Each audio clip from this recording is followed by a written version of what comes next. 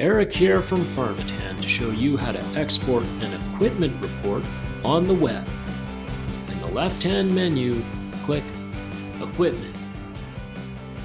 Click Reports and Equipment Maintenance. Select the date range for the equipment report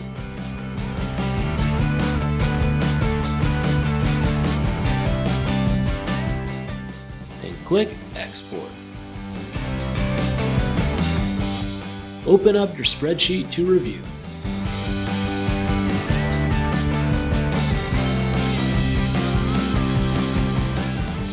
And that's exporting an equipment report on the web.